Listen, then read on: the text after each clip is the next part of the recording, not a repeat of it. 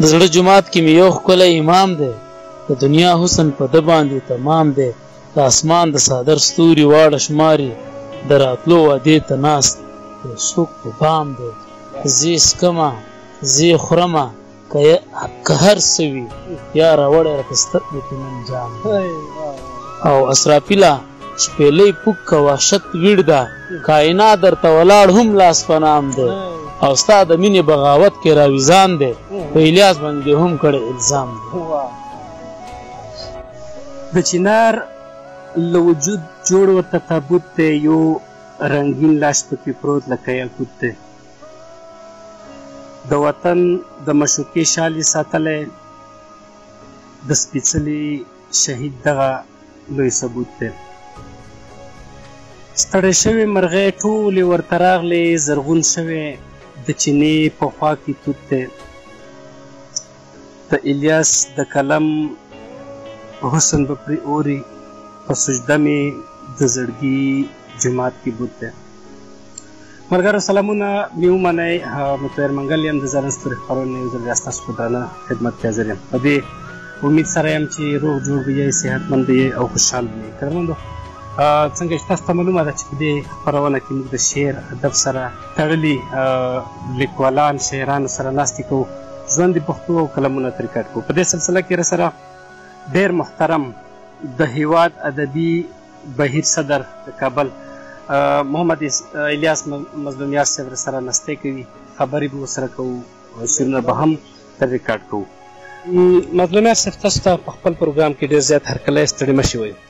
ډېره زیاته مننه طاهر صاحب، ستاسو د ځلان ستوري د پیج ټولو قدرمنو لیدونکو ته، تاسو ته، ستاسو کیمرمین ته سلام، مینه او درنښت.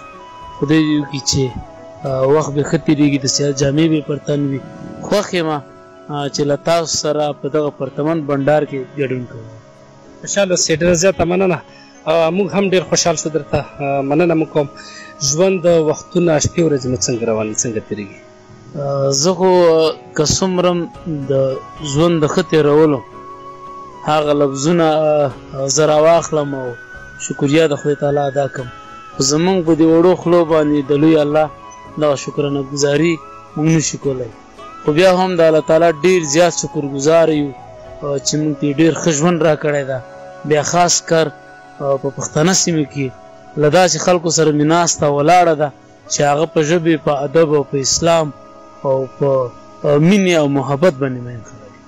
ډېره زیاته مننه. مظلومیار صاحب، که ته خپل موږ سره خو مکمل معلومات شته، که په خپل هغه کې خپل تعارف وکړې او کومو ټولنو سره یې د کوم ځای بنیادي دا شیان که ته موږ سره شریک کړي، ستاسو به ډېره زیاته مننه وي. ډېره زیاته مننه. په جملو کې خو زه د ټولو پښتنو یم، خو بیا هم تا دا پښتنو کې چې د کوم ځای مربوط دي، الله تعالی چې دا قومونه پیدا کړي دي، هر قوم د پېژندګلوۍ دپاره پیدا کړي. زه د لوی کور د برې پښتونخوا د افغانستان یم، د کابل ولایت د سروبي ولسوالۍ د پروانبیګ د کلي یم، او په کابل کې د هیواد ادبي بهیر غونډمشر یم چې د پښتو ژبې د ودې او د پرمختګ دپاره هلې ځلې کوو د ملګرو په ملتیا باندې، او دغه سلسله موږ روانه کړې ده تر څو زموږ دغه د پښتو ژبه لا پرمختګ وکړي. ډېره ښه دی. مظلومیار صاحب، تر دغه دمه تاسو یعنې څومره کار کړی، کتاب څه مو لیکلي، یا مو څه اراده شته ورته؟ مننه. کتاب خو ما نه ډېری په شمشاد تلویزیون کې، لمر تلویزیون کې په کابل کې زه مېلمه یم، ما نه دا پوښتنې کوي. په ادب کې د ما 12 کاله تقریبا کېږي، 2008 کال نه ما پیل د کوهاړ نه کړی و. اوس هم شاعري کوو لږ ډېره. هغه د چا خبره او خپل زړه مو دا نه غواړي چې زر کتاب چاپ کړو، هغې به علت دا وي چې زه غواړم چې داسې یو کتاب پښتني ټولنې ته چاپ کړم چې په معیار باندې برابر وي، د پښتني ټولنې د خیرازۍ دپاره کتاب وي. ډېره ښه دی. مظلومیار صاحب، لرو برو پښتنو ته به څه شریکي، څه به ورته ډالۍ کړي؟ مننه. د غزل نه مخکې یو څه بېرته وایم. د زړه جومات کې مې یو ښکلی امام دی، د دنیا حسن په ده باندې تمام دی. د دنیا د زړه جومات کې مې یو ښکلی امام دی، د دنیا حسن په ده باندې تمام دی.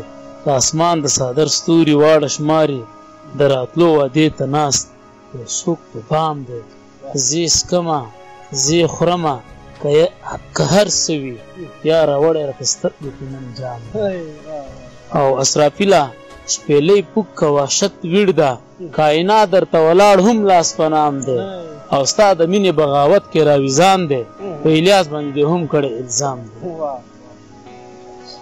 غزل دی طاهر صاحب چې ژوندون څه دی الحذر دی اضطراب دی ژوندون څه دی الحذر دی اضطراب دی دا مین زړه مې تازه په یو ګلاب دی د شفق لاسونه تاوله راغه راغه د شفق لاسونه تاوله راغه راغه تورو سترګو نه د شپې روان دریاب دی او د یون وخت کې په ځان نه پوهېدم ځکه رالیږلی مې صنم راته ځواب دی ستوري بیا خاندي د لوی اسمان په غېږ کې د سپوږمۍ د ځینې خال انتخاب دی اناري غومبوري ساتله تور داغه اناري غومبوري ساتله تور داغه ښکلولې هم ګناه دی هم ثواب دی اناري غومبوري ساتله تور داغه ښکلولې هم ګناه دی هم ثواب دی ژوندون څه دی الحذر دی اضطراب دی دا مین زړه مې تازه په یو ګلاب دی مظلومیار صاحب لرو برو پښتنو ته کوم داسې پیغام به ورکړي زه ډېری وخت په تلویزیونو کې دغه پیغام ډېر تکراروم ځکه چې زموږ ټولنه بیا خاص کر افغاني او پښتانه ټولنه ډېره اړتیا ورته لري زموږ لارو بر پښتانه باید په خپلو بچیو باندې علم او زده کړې وکړي تر څو د هغو ژوند په علمي ګڼه باندې سینګار شي ډېره زیاته مننه قدرمند امید دی چې د مظلومیار صاحب دا پروګرام تاسو ډېر زیات خوښ کړی تر بل پروګرام مو کې بیا له پاک سپارم په خدای په امان